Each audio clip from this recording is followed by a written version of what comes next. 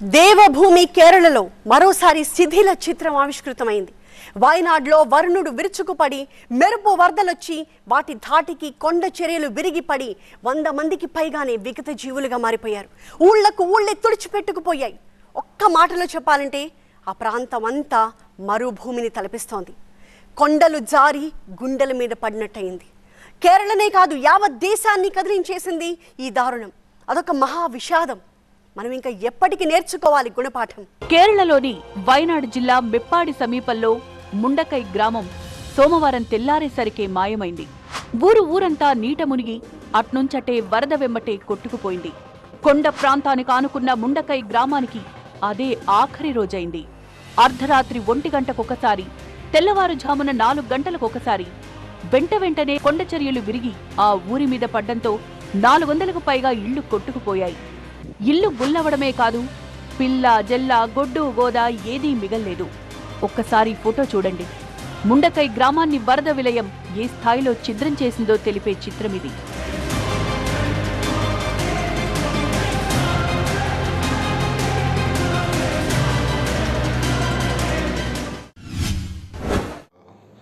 పశ్చిమ కనుమలు అంటే వెస్టర్న్ ఘాట్స్ మీద మాధవ్ గాడ్గిల్ అని శాస్త్రవేత్త ఆయన ఆధ్వర్యంలో అధ్యయనం జరిగింది వెస్టర్న్ ఘాట్స్లో. ఇప్పుడు ఈరోజు వయనాడ్ జిల్లాలో జరిగిన కొండ చర్యల ప్రమాదము దగ్గరనే అది సున్నిత ప్రాంతం అని ఆయన ఇదివరకు 10 ఏళ్ల కిందటనే హెచ్చరించి తగిన చర్యలు చేపట్టాలని ఆనాడే కోరడం జరిగింది. కానీ ఆ మాధవ్ గాడ్గిల్ రిపోర్ట్ను ఏ పార్టీ కానీ ఏ ప్రభుత్వం కానీ పట్టించుకోలేదు. వరద బీభత్సానికి ఊరికి ఊరే కొట్టుకుపోయింది. ముండకై ఒక్కటే కాదు, ఆ పక్కనే ఉన్న చూరామల, అట్టమల, నూల్పుళ ఇవన్నీ కూడా ముందు రోజు వరకు అందమైన గ్రామాలు. ఇప్పుడైతే ఆనవాళ్లే లేవు. ఎటు చూసినా శవాల దిబ్బలే. సహాయక బృందాలు చేరుకునేలోగా జరగాల్సిందంతా జరిగిపోయింది. మట్టిలో కలిసిన వరద నీరు బురదగా మారి పెను ప్రవాహమైంది. బతుకు మీద ఆశలు చచ్చి వరదతో పాటే కొట్టుకుపోయే జనాలు చేతికందని ఆసరాతో బయటపడే ప్రయత్నం చేసిన ఫలితం శూన్యమే. ఒక అభాగ్యుడు బండరాయిని పట్టుకుని ప్రాణాలు నిలబెట్టమని ప్రాధేయపడే వీడియో చూపరుల మనసుల్ని కదలిస్తోంది. పీడిత గ్రామాలకు చేరుకోవాలంటే అక్కడుండేది ఒకే ఒక వంతెన. అది కూడా సగానికి తెగి కూలిపోయింది. ముందుకు వెళ్లలేక సహాయక బృందాలకు సైతం దిక్కుతోచని పరిస్థితి. MI-17 ధ్రువ్ హెలికాప్టర్లను రంగంలోకి దించి ఎయిర్ ఫోర్స్ కూడా రిలీఫ్ ఆపరేషన్స్ లో పోరాడుతోంది. కేంద్ర మంత్రి జార్జి కురియన్ దగ్గరుండి సహాయక చర్యల్ని పర్యవేక్షిస్తున్నారు. కానీ మృతుల సంఖ్య క్రమక్రమంగా పెరుగుతూనే ఉంది. కుటుంబాలే కొట్టుకుపోయాయి. ఊరే కానరాని పరిస్థితి. ఇంతమందిని బలిగొన్న వయనాడు విషాదాన్ని జాతీయ విపత్తుగా ప్రకటించాలంటూ డిమాండ్లు వినిపిస్తున్నాయి. తక్షణ సాయంగా 5,000 కోట్ల రూపాయలు ప్రకటించాలని కేంద్ర ప్రభుత్వానికి వినతులు వెళ్లాయి. So the Wayanad tragedy, the landslide, that devastation cannot be measured at this moment now. It is so vast, it is so devastating that 43 deaths, that's from babies, little babies to the elderlies have passed away, and even families have swept. Families, it's not just one from family, 1, 2, 3, 4, 5. We have news of that. We have first-hand information. So our request is the government should immediately declare this as a national disaster, provide 5,000 crore package immediately. వయనాడులో సంభవించిన పెను విధ్వంసంపై ప్రధాని మోదీ విచారం వ్యక్తం చేశారు. క్షతగాత్రులు వేగంగా కోలుకోవాలని ఆకాంక్షించారు. Kerala CM Pinarayi విజయన్తో మాట్లాడారు. కేంద్రం నుంచి అన్ని రకాలుగా సహకారం అందుతుందని భరోసా ఇచ్చారు. వయనాడు ఎంపీగా ఉంటూ ఇటీవలే రాజీనామా చేసిన రాహుల్ గాంధీ విపత్తుపై లోక్సభలో ప్రస్తావించారు. శిథిలాల కింద చిక్కుకున్న వారిని వీలైనంత త్వరగా కాపాడాలని ప్రభుత్వాన్ని కోరారు.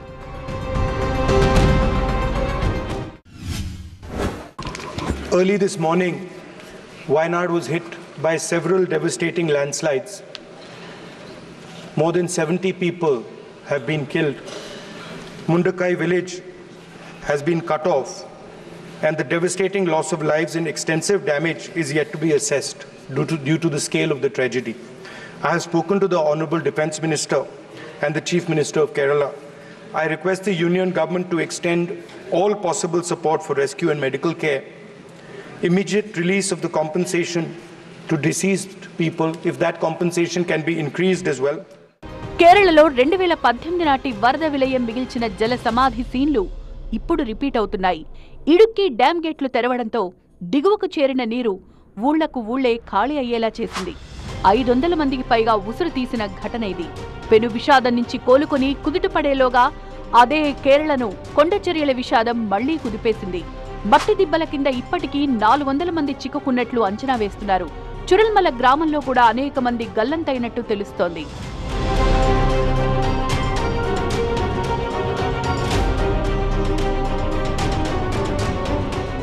ఈ గాలి, ఈ నేల, ఈ ఊరు, ఈ సెలయేరు అన్నీ నావే, అన్నీ నాకే అని మురిసిన ఆ ఊరి జనాన్ని ప్రకృతి పగబట్టింది. ఇప్పుడు ఆ ఊరు లేదు. కేరళ పర్యాటక రంగానికి పట్టుకొమ్మలైన ఆ వయనాడు గ్రామాలు ఇప్పుడు వల్లకాడుం తలపిస్తున్నాయి. వయనాడులో జరిగిన ఈ విలయం మాటల కందనిది. ఇప్పుడు కేరళను పీడిస్తున్న కొండ చర్యల విపత్తుకి ప్రధానమైన కారణం ఏంటి? 1 కాదు 2 కాదు, లెక్క పెడుతూ పోతే 100 కారణాలు కనిపిస్తాయి. ఆ 100 కారణాల్లో ప్రకృతికి సంబంధించిన వాటికంటే కూడా మానవ తప్పిదాలే ఎక్కువట. అందుకే మీ గొయ్యి మీరే తవ్వుకుంటున్నారు. ఇప్పటికైనా మేలుకోకపోతే మున్ముందు మరింత ముప్పు తప్పదు అనే హెచ్చరికలు జారీ అవుతున్నాయి. పైగా వయనాడ్లో ఇటువంటి వైపరీత్యాలు ముంచుకొస్తాయని నిపుణులు ముందే వార్నింగ్ ఇచ్చినా ఏ ప్రభుత్వము పట్టించుకున్న పాపాన పోలేదు. సో పచ్చిగా చెప్పాలంటే ఇది స్వయంకృత అపరాధమే తప్ప మరొకటి కాదు. సరే కేరళ సరే, మన తెలుగు రాష్ట్రాల పరిస్థితి ఏంటి? ఇక్కడ కొండ చర్యలు విరిగిపడ్డానికి ప్రత్యేక కారణం ఏదైనా ఉందా? భారీ వర్షాలు కురిసినప్పుడు మెరుపు వరదలు రావడం, కొండ చర్యలు కరిగి జనావాసాల మీద పడ్డం, ఊర్లకు ఊర్లే తుడిచిపెట్టుకుపోవడం కేరళలోనే కాదు, దేశవ్యాప్తంగా కొండ ప్రాంతాలన్నింటిలోనూ ఇటువంటి విపత్తులు సర్వసాధారణం. ఉత్తరాఖండ్, హిమాచల్ ప్రదేశ్లో అయితే కొండ చర్యలు విరిగిపడ్డమనేది నిత్యకృత్యం. కొండ చర్యలు విరిగిపడ్డమనేది ప్రపంచ సమస్య. ఇటీవలే ఇథియోపియాలో కొండ చర్యలు విరిగిపడి 250 మంది చనిపోయారు. ఇథియోపియా దక్షిణ జిల్లా గోఫాలో వరుసగా 2 రోజులు కొండ చర్యలు విరిగిపడ్డాయి. గత వారంలోనే ఉత్తరాఖండ్లో కొండ చర్యలు విరిగిపడి 2 హైదరాబాద్ వాసులు చనిపోయారు. ఇప్పుడు కొండ చర్యలకు తోడు మెరుపు వరదలు తోడై వాయనాడ్ జిల్లాలో విలయం సృష్టించింది. మండుకై గ్రామంలో నిన్నటి ఆనవాళ్లే లేకుండా పోయాయి. ఆ పక్కనే ఉన్న చురల్మల గ్రామం పూర్తిగా తుడిచిపెట్టుకుపోయింది. వరద రావడానికి ముందు ఆ ఊరు ఎలా ఉండేది? వరద ముంచుకొచ్చి మట్టి బురద బారిన పడి కొట్టుకుపోయాక ఎలా ఉంది? పెద్ద పెద్ద భవనాలు సైతం నేలమట్టమయ్యాయి. చూరల్మల వాయనాడ్ జిల్లాలో ఒక చిన్న గ్రామం ఇది.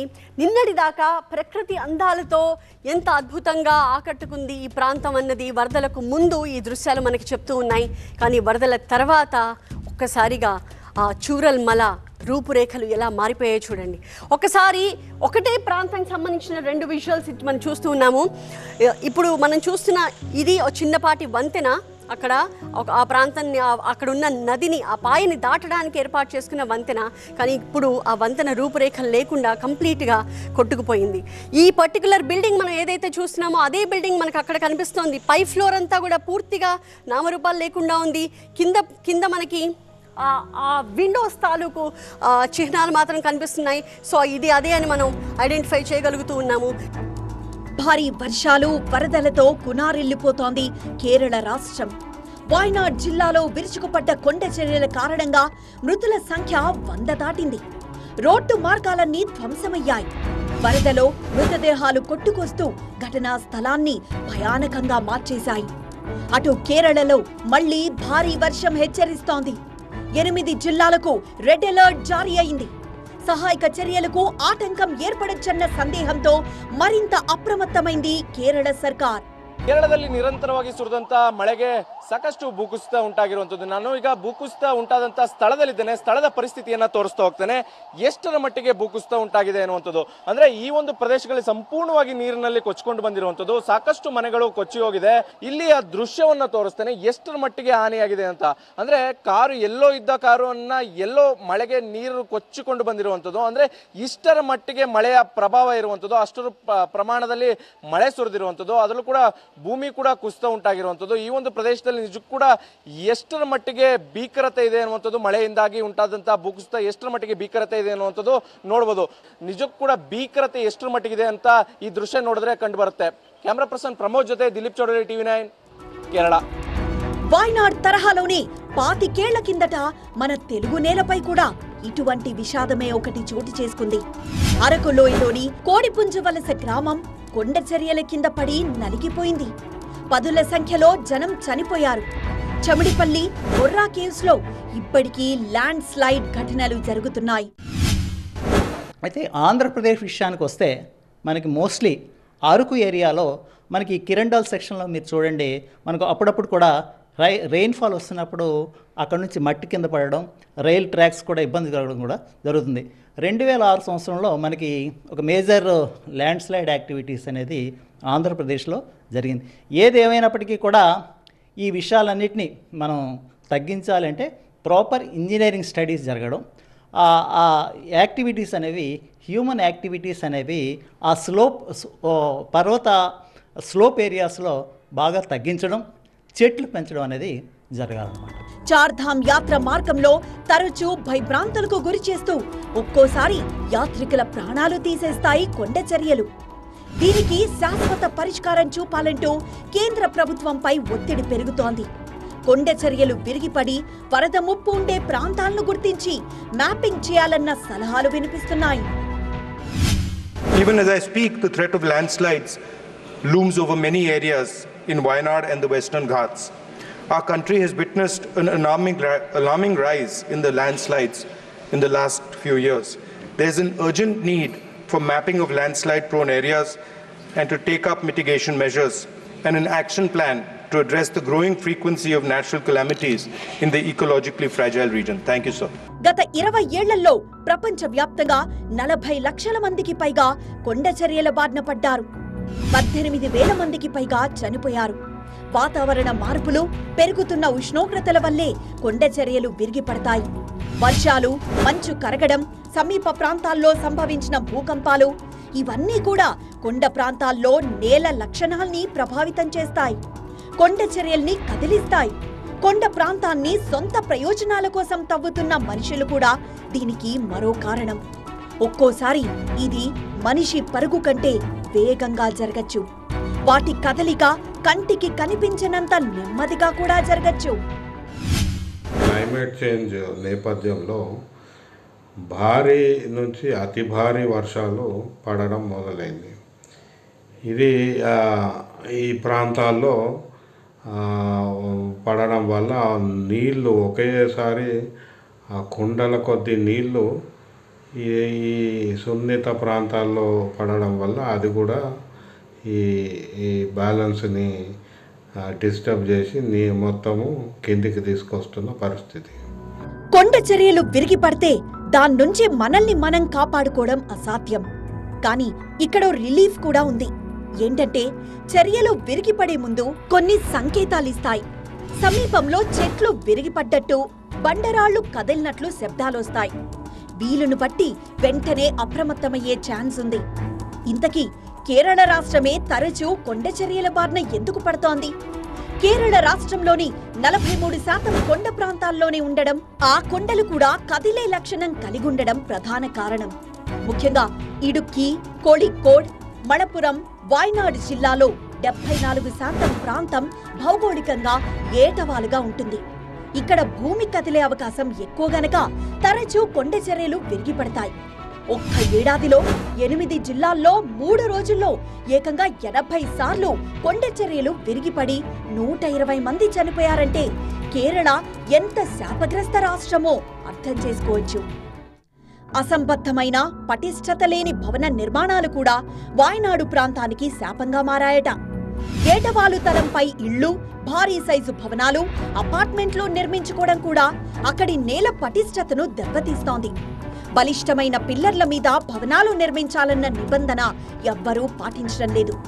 వేళ్లూనుకుపోయిన ఎత్తైన చెట్లు నేల పెళుసుబారకుండా, మట్టిని కదలకుండా కట్టిపడేస్తాయి. అటువంటి చెట్లను కూడా కొట్టిపారేస్తున్నారు. ఇలా కేరళవాసులు చేతులారా ప్రమాదాల్ని కొని తెచ్చుకుంటూ భారీ మూల్యం చెల్లించుకుంటున్నారా?